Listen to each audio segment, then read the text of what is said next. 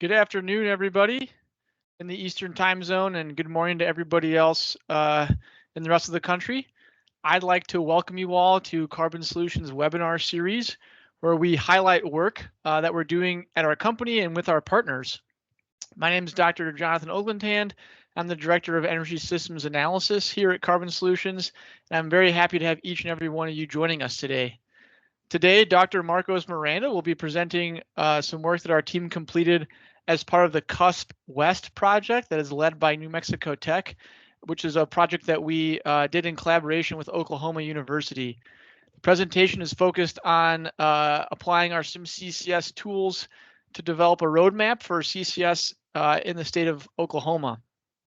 Please note that this meeting is being recorded, and you can view this presentation along with previously recorded webinars on our YouTube channel.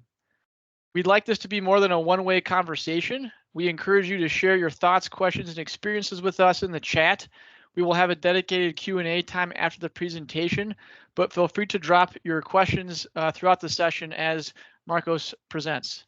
So thank you again for being here, and I will now pass it over to Marcos. Hi, everyone. Thank you so much for coming today. I'm going to go ahead and start sharing, and hopefully everybody can see that. So cool. Yeah, I'm excited to share with you all some work that we completed this past fall and were able to get published on developing a roadmap for CCS infrastructure in Oklahoma by assessing the viability of stacked storage. And we're going to go ahead and dive right on in. Just going to grab this. Cool. Great. So there's an obvious need for us to reduce our CO2 emissions through a variety of different means. And most recent IPCC reports and other reports have been highlighting that we need to be reaching net zero CO2 emissions by 2050 and net negative by 2100, if not sooner. And so they've highlighted a lot of different technologies that will be involved in our attempts to reach these emission targets. And one of those technologies that's been highlighted is carbon capture and storage, or CCS, and the role that it's going to play in helping us to reach these CO2 emission reduction targets across the world. But historically, one of the largest barriers to CCS deployment or adoption and engagement with has been the relatively high cost and the economic feasibility of CCS. But luckily, kind of more recently here within the United States, this has changed with the passage of the Inflation Reduction Act. So the Inflation Reduction Act increased the amount of tax credits that are made available for capturing CO2 and injecting it either underground or capturing CO2 and utilizing it, and which has kind of increased the economic feasibility of engaging with CCS throughout the US, more specifically. And so with this kind of financial barrier being lowered and creating more opportunities for CCS engagement across industries, businesses, and regions, there still remains kind of one more roadblock in towards the widespread adoption and deployment of CCS. And that is the inherent uncertainty of the subsurface. We've made long strides in improving our ability to characterize the subsurface through different modeling efforts and projects and feasibility studies and everything like that. But the subsurface still remains uncertain. And what I mean by that is essentially you're not entirely sure how much CO2 you can inject or at what rate you can inject that CO2 until you actually begin your injection. And so this can cause a lot of concerns when you're thinking about CCS infrastructure upstream. A lot of the facilities that you would be capturing CO2 from produce goods and services continuously. And so they're not facilities that can just stop emitting CO2, because that would mean they would have to stop their upstream operations, which can cause disruptions in just everyday life. And some of these industries also, if they're committing to decarbonizing, they don't want to have a point where they all of a sudden aren't able to inject as much CO2 downstream. And so then they're going to have to emit those emissions upstream, which could have other issues or burdens for them as well. And so one of the ways that we can kind of hedge against this uncertainty as we begin to implement CCS projects throughout the US is with this concept called stacked storage. And what stacked storage is, essentially you're co-locating CO2 injection into saline formations with CO2 enhanced oil recovery operations. And therefore, when you begin injecting the CO2 into the saline formations, if for any reason you're not able to inject as much CO2 as you want, or your injection rates are not as high as you were anticipating, you can divert some of the CO2 to CO2 enhanced oil recovery. And in doing so, you prevent having to disrupt upstream capture of CO2. You allow these industries and facilities that you're capturing the CO2 from to continue to operate as normal, as you begin to identify either other potential storage locations, or you expand your CCS network to include more injection locations throughout the region. And so what we wanted to look at was where in the US would it make sense to kind of do a feasibility and understand like the viability of stack storage and CCS. And the ideal location is Oklahoma. Oklahoma, for this study, we had 140 different point source locations that have almost 45 million tons of CO2 and capturable emissions. And for this study, we didn't exclude any industries or anything like that. We tried to consider as comprehensive a picture as possible for the state of Oklahoma. Also in Oklahoma, you have two large saline formations, the Arbuckle and Simpson Formation, that underlie large parts of the state, as well as you have 25 counties that not only have saline formations, but existing CO2 EOR operations. So these counties have the conditions that would simulate stack storage implementation.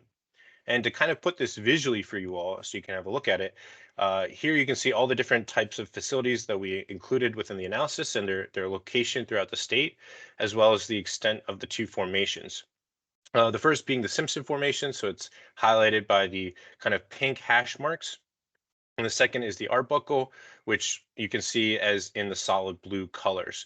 And I just wanted to note that this is not the true extent of the formations. This was limited to the counties themselves, and the counties. This data was aggregated up to the county level by our colleagues at the University of Oklahoma. So the true extent of the formations is going to look a little bit different than what you're seeing here. But in terms of from a county perspective, this is where these formations exist in Oklahoma. And so this brings us to our research question, which is where in Oklahoma does it make sense to implement stack storage? And a secondary question that we came up with kind of along the way is, can we develop a framework for assessing stack storage potential that could be applied to other states and or regions as well? And the way we're going to do this is by using a supporting cast of tools. So we have this geology data of the subsurface, again, provided to us by our colleagues at the University of Oklahoma.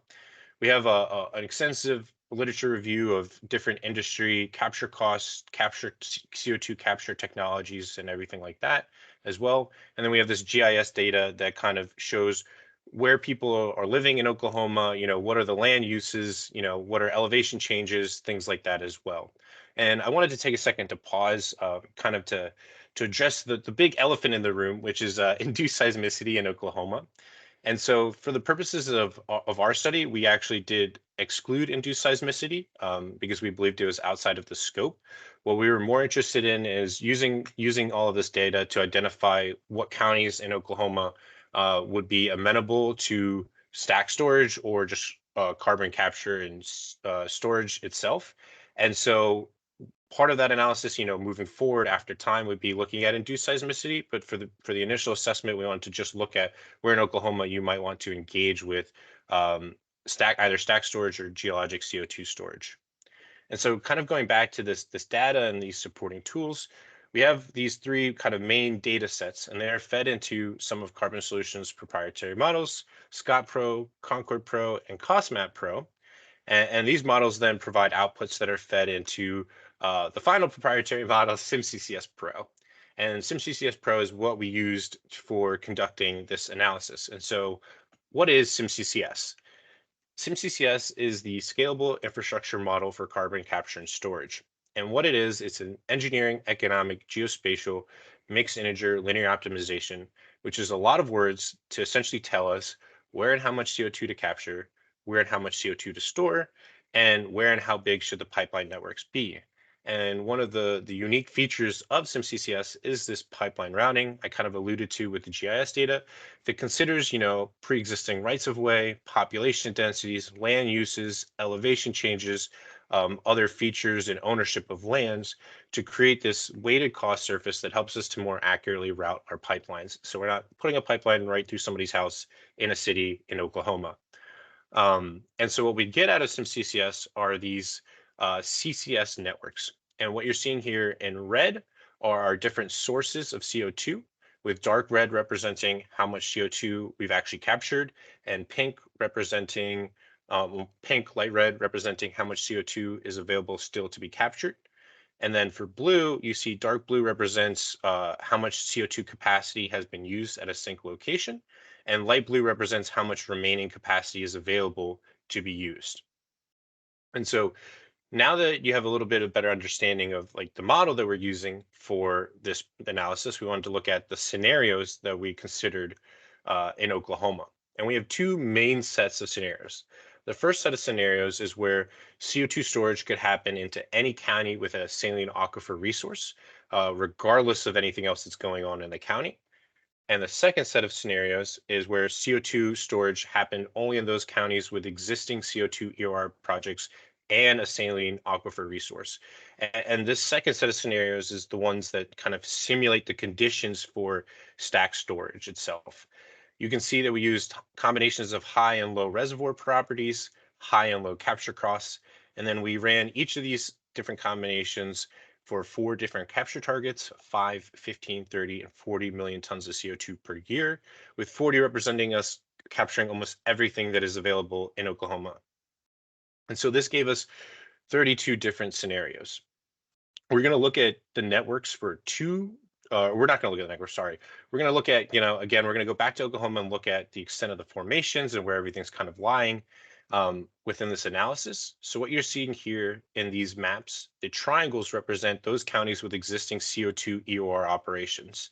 And the first thing that we notice when looking at the extent of storage options, county deployments, and which counties had existing CO2 EOR operations is that there's between 55 to 75 gigatons of CO2 saline storage capacity in Oklahoma.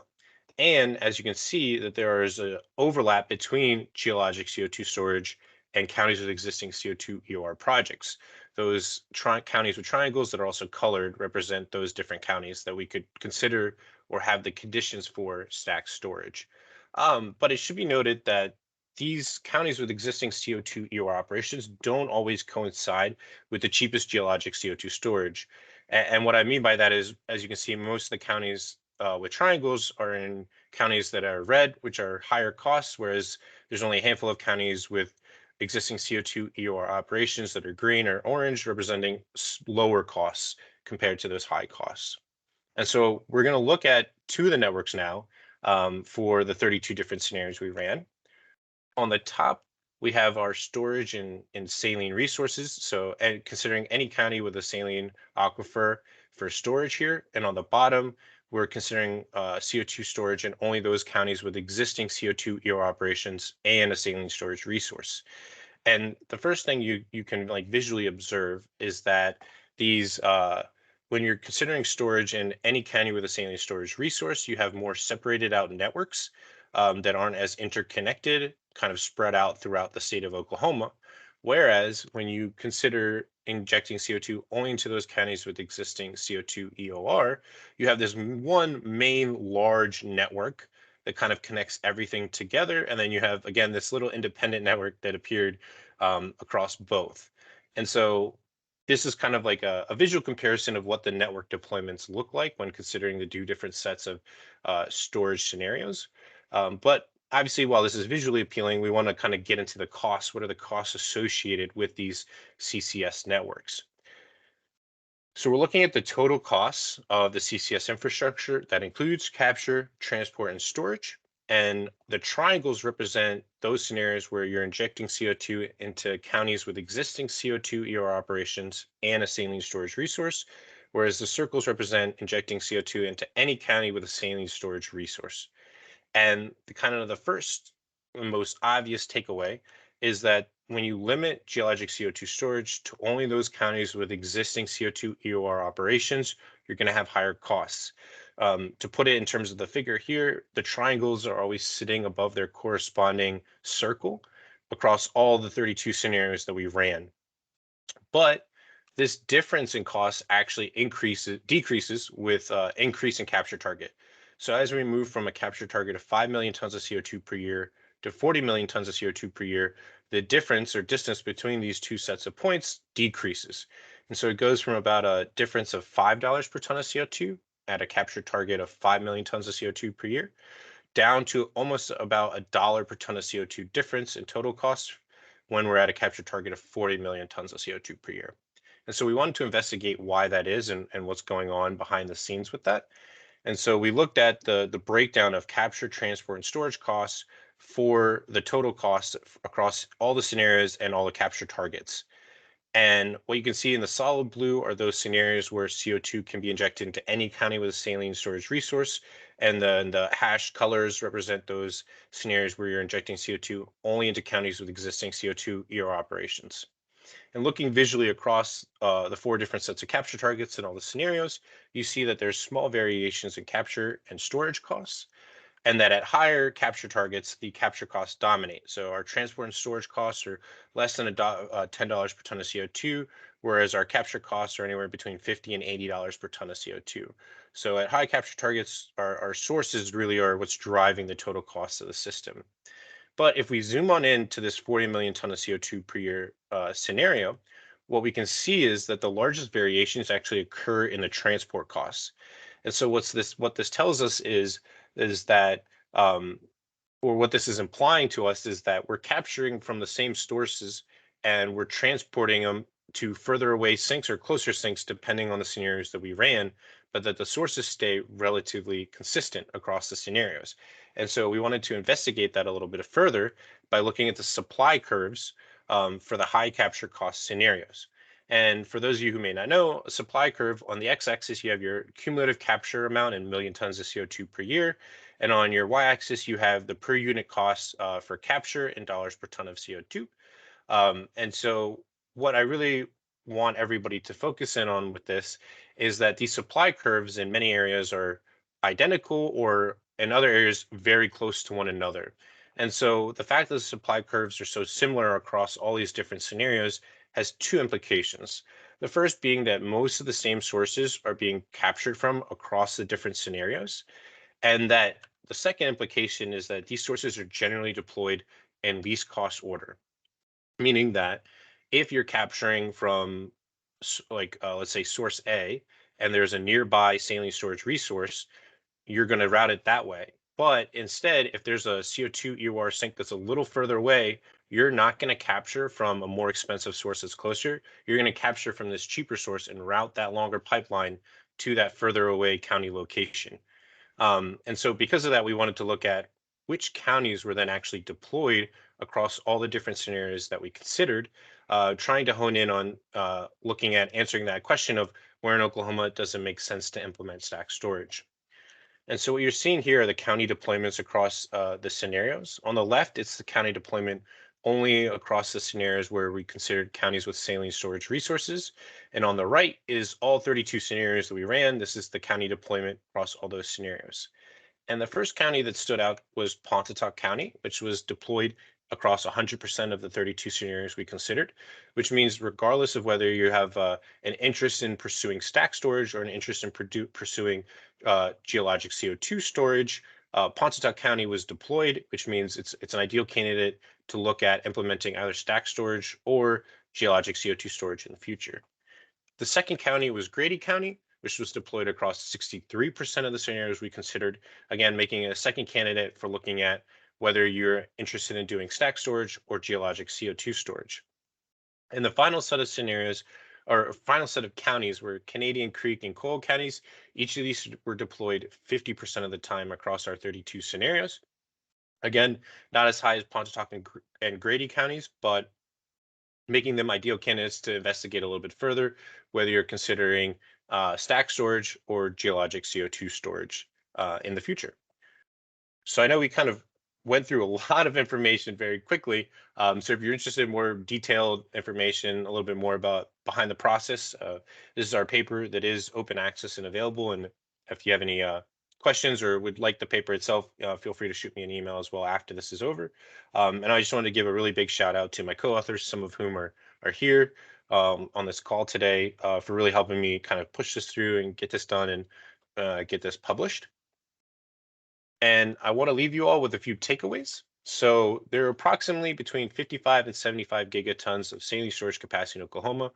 About a third of this exists also in counties that have existing CO2 EOR operations. But those counties that have existing CO2 operations don't always coincide with the lowest cost storage resources in Oklahoma.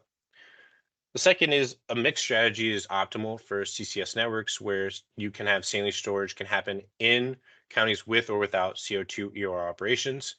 If you focus exclusively on scenarios where we have the conditions for stacked storage, you're going to have a higher cost of the total system, anywhere between $1 and $5 per ton of CO2, depending on the capture target we focused on.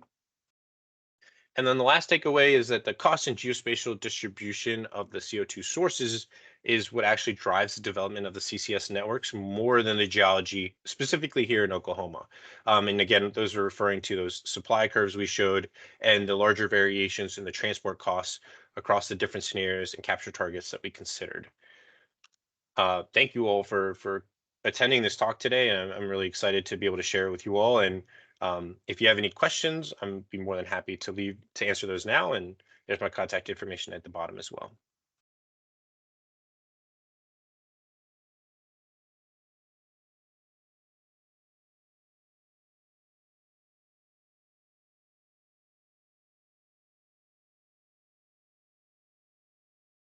Pulling up the chat just in case.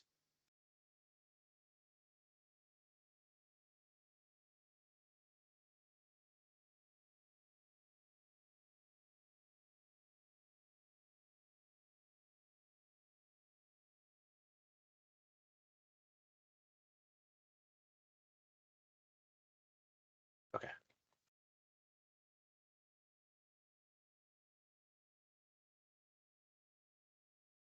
So, Marcos, we do have one question, which of course is about induced seismicity. When you consider recent earthquakes, are you going to consider adding induced seismicity into the equation? I think this question was asked in the frame of like in future work, how you might do that. Sure. Yeah, absolutely. And it's a great question. Thank you. So there's a few different ways we could do this in future work. Again, we focus on counties that were being deployed or where in Oklahoma you might want to pursue stack storage or geologic CO2 storage. In the future, you could identify like high risk counties or high risk regions, and essentially exclude those as options for storage, saying we're not going to inject CO2 into these locations at all. And so then they wouldn't even be deployed from the beginning. Alternatively, you could take the counties that we have identified or locations we have identified as being consistently deployed in this work here and start to rule out locations, again, depending on earthquakes and at risk of induced seismicity in the reservoirs.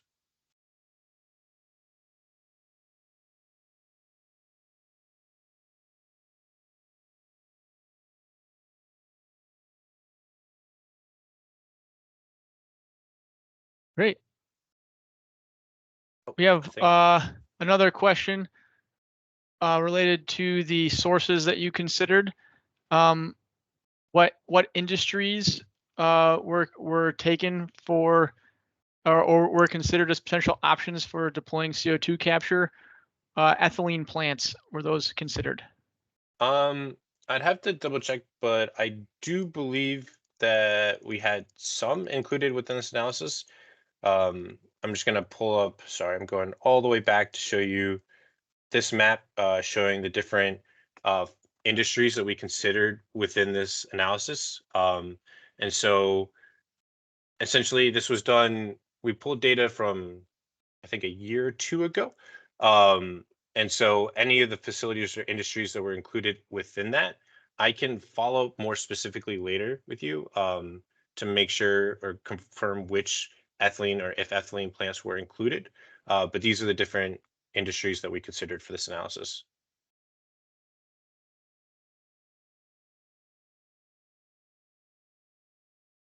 We have a question says, what was the catalyst for conducting this study? What was the intended end goal? Yeah, thank you. So I think the catalyst is mainly there's an appetite for doing carbon capture and storage, but again, it's going back to that uncertainty of how reservoirs are going to behave until you actually begin injection. And on top of that, you want to identify, where what locations or where would be suitable candidates for deploying CCS or stack storage as it is.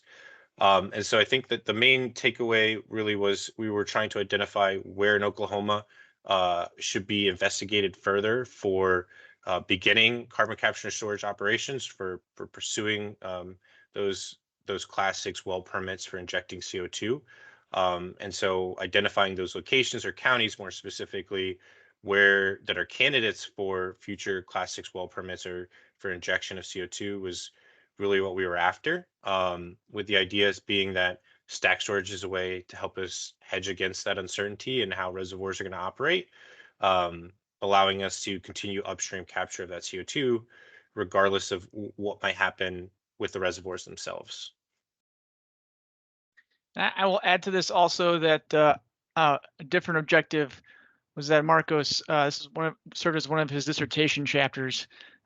So congrats again on Marcos on defending.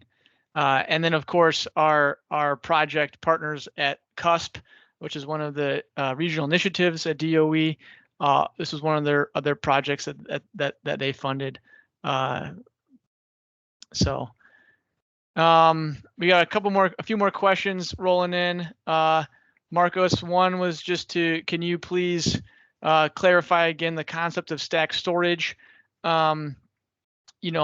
This person is asking, is this storing CO2 in the Arbuckle and Simpson at the same time, or is this something different? Yeah, great question. So to quickly clarify, stack storage is the idea that you can kind of co-locate CO2 storage operations with CO2 enhanced oil recovery operations.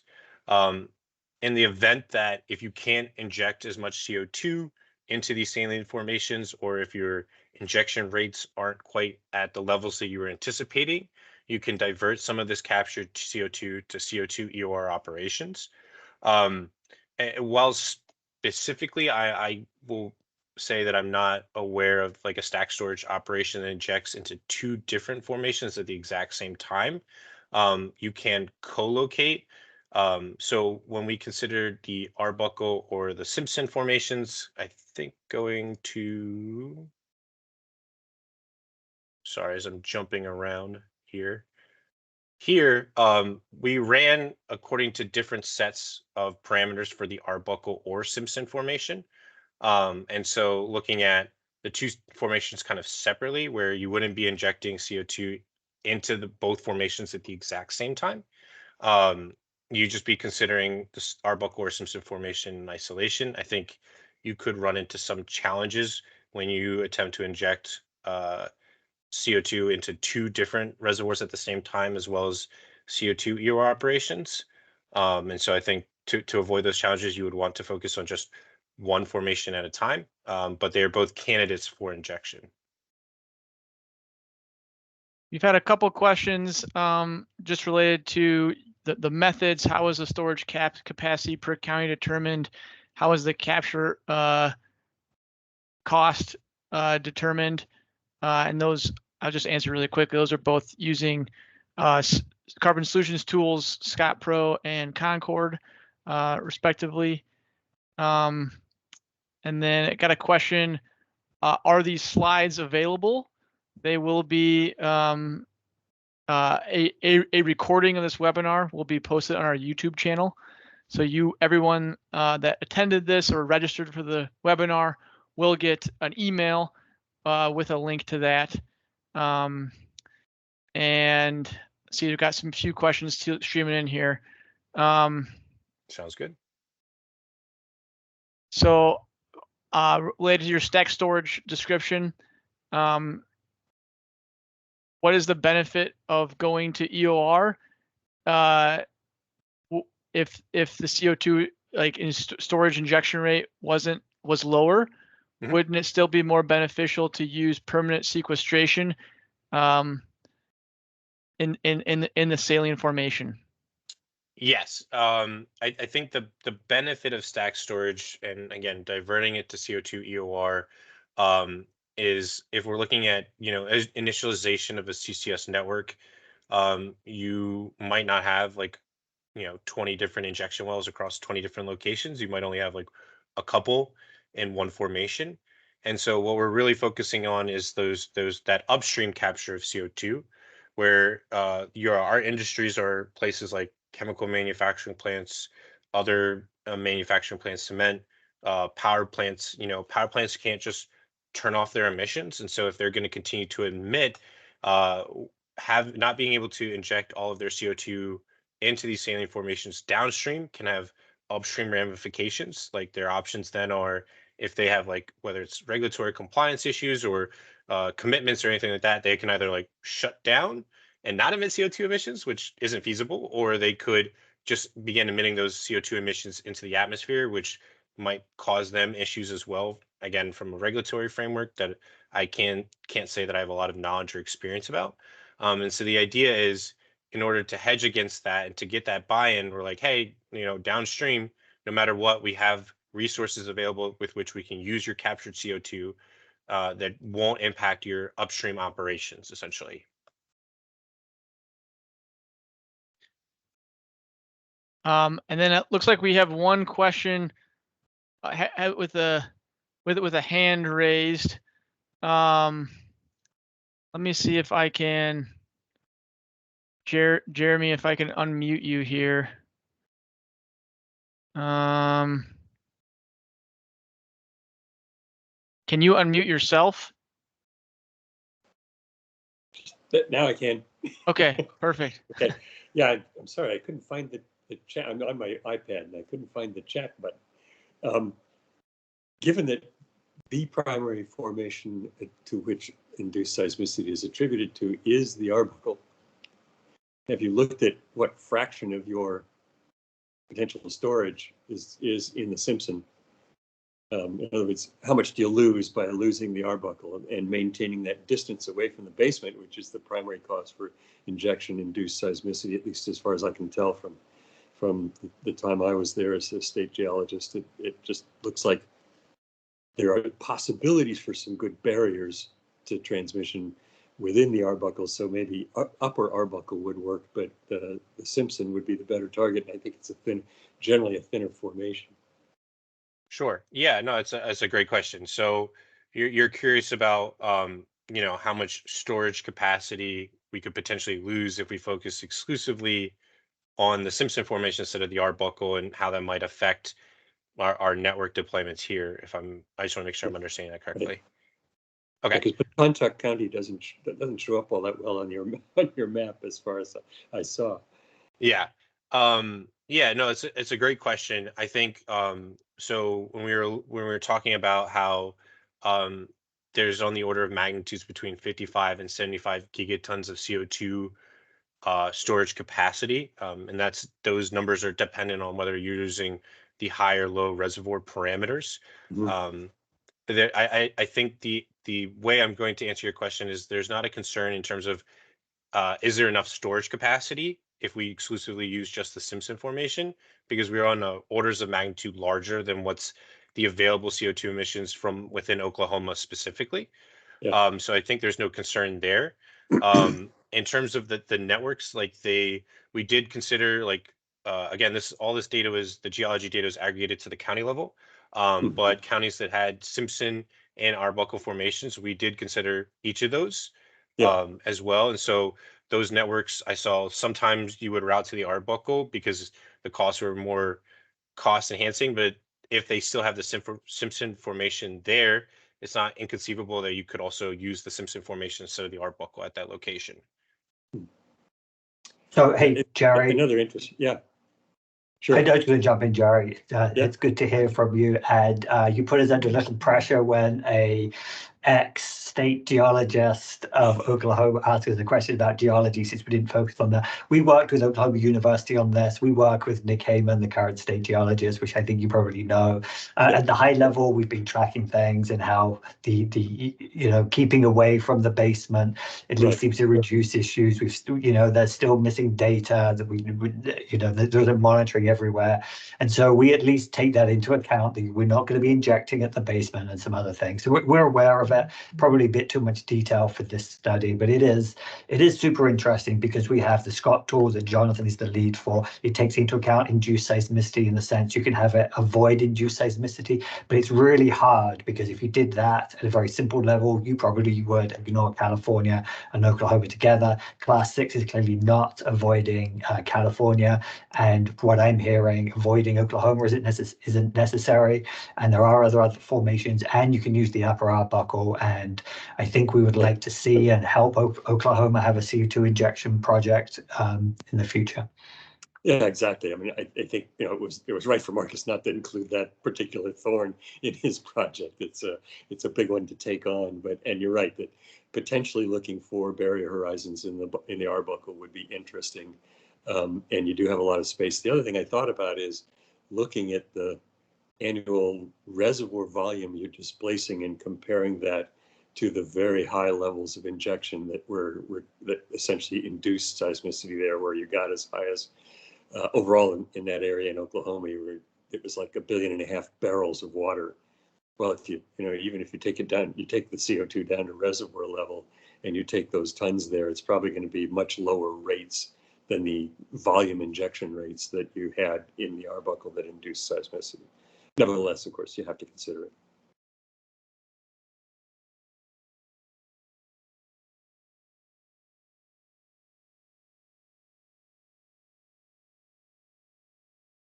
Excellent. Well, I just wanted to follow up. We've got a few more questions in the chat. I'll try and get to them in the last couple of minutes here of the presentation. One that I can take was any consideration given to the large number of wellbores and penetrations in Oklahoma, and how that might limit the availability of undisturbed pore space. Currently, how we account for this at Carbon Solutions in our Scott tool is we have an estimate of how much it costs to plug abandoned old oil and gas wells, and that goes into the cost if the user would like it to, that Scott determines for CO2 storage, and so that doesn't affect the capacity or the storage potential estimates, but it would impact the cost. And then related to that, we had another question about risk assessment and including that in the cost. That's a very interesting idea, and we've talked about it a lot. Right now, it's outside the scope of our kind of default Scott representation, because as soon as you start talking about risk, you start talking about probabilities, and probabilities are hard when you start talking about large geographic areas versus more site-specific questions. And Scott Pro is more focused on large screening level questions at this time. And then last, we have a question: what is the next step after this study? Are you working with the OCC or EPA Region 6 in addition to companies that would develop storage projects? Is it another study? What's coming down from that perspective? Yeah, Marcos, I don't know if you, I mean, like Richard mentioned, we're very open to helping Oklahoma in any way that we can. And then, Marcos can definitely, I don't know, Marcos, if you have any ideas of future studies you'd like to do that could build off this one. Yeah, I mean, I think the one that kind of really stands out to me is this was, again, a lot of information aggregated to the county level here, which in and of itself is not bad. It's good for a first assessment and everything like that. I think once you identify those counties or regions to consider more closely, we can kind of get more into the weeds in a way. So I could see like a natural follow-up studies, like diving more specifically into those CO2 EOR operations, looking at who has a demand for CO2, what that demand would look like, and how we could include that more specifically, as well as like more granular accounting of the geology in Oklahoma in those counties specifically, and across the state as well. Again, we aggregated the geology up to the county level, which I think was like good for this scope and level of assessment. But I think going a little bit more granular and could help identify like the actual key locations within counties where you would begin to, I guess, like inject CO2 and could assist in like permitting and future work that's going on there.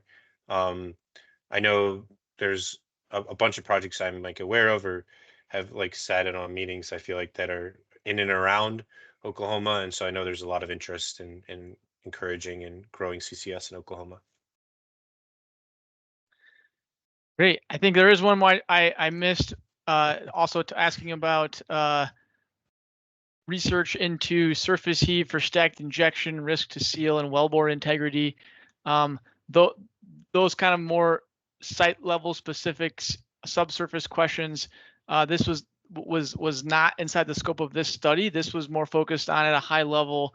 You know, if you wanted to design a CCS network with stack storage in mind, would that look any different, right, than if you just were looking at saline storage on its own without this backup option that Marcos presented?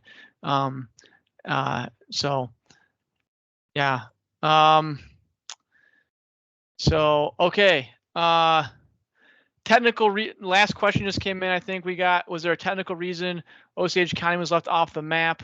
There is a large EOR project located there, the Burbank. So this, every county that we had included was just based off the geologic data that we got from our partners at the University of Oklahoma, or Oklahoma University. And so if they provided us data from their assessment saying that we had saline aquifer in this county with these characteristics, then we included it. And if they did not, then we did not include that. So great. I think that's likely due to the fact that Osage County is the Osage tribe, and their whole structure, regulatory structure, is different from the rest of the state.